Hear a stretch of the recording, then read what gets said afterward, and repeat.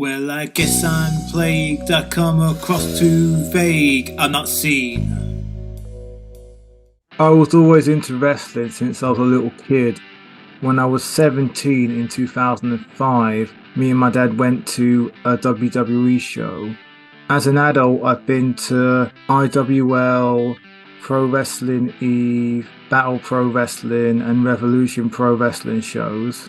It was really exciting to find out that AEW were going to do a show in London.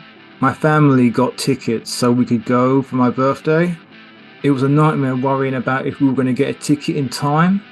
I remember it being really hard to get a ticket for the WWE show in 2005.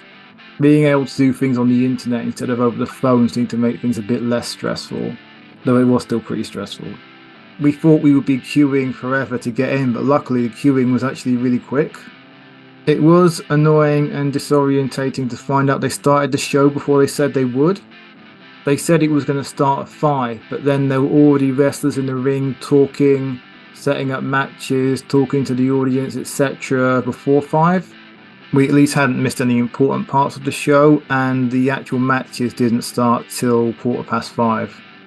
I was really surprised and disappointed to find out how far back we were. I thought the tickets that we got meant that we would have a good view, but you could barely make out what was going on in the ring.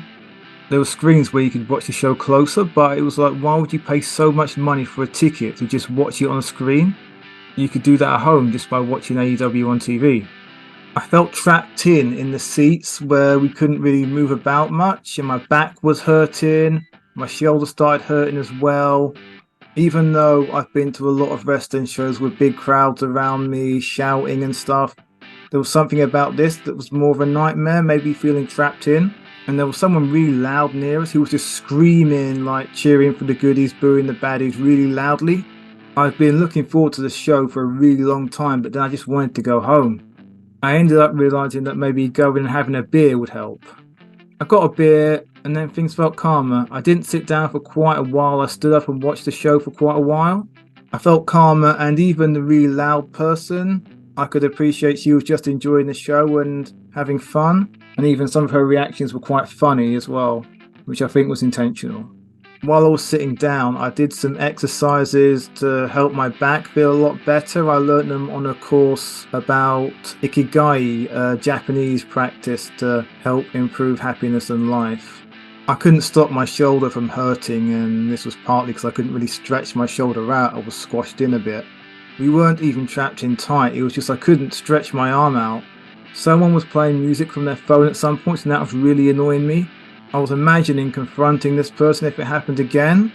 When we were wondering what order the matches were going to happen in, she showed us her phone so we could see the program. Then I ended up feeling better about this person, and I was glad that I didn't get angry at her. A few matches into the show was the AEW Tag Team Titles match, the Young Bucks against FTR. I had expected this to be a great match, but just watching how good it was, how good the story was, it made me get into the show and start enjoying it. And I started enjoying the atmosphere of being there together with everyone at the show. Then I enjoyed some more of the matches from then onwards, including Chris Jericho versus Will Ospreay. At some points during going to the show, being at the show, and going home afterwards, I felt kind of sad and alone. I saw so many people there with groups of friends, and I couldn't be there with friends. I also saw some couples there. I have been a lot happier because I've been dating someone remotely. She doesn't live in the same country as me, so it's not perfect, but it is nice to have most of the things you can have in an in-person relationship. But it's sad when I see other people get to see their partners in person, and it would also be really nice to have a girlfriend who was really into wrestling and who was there at the show with me.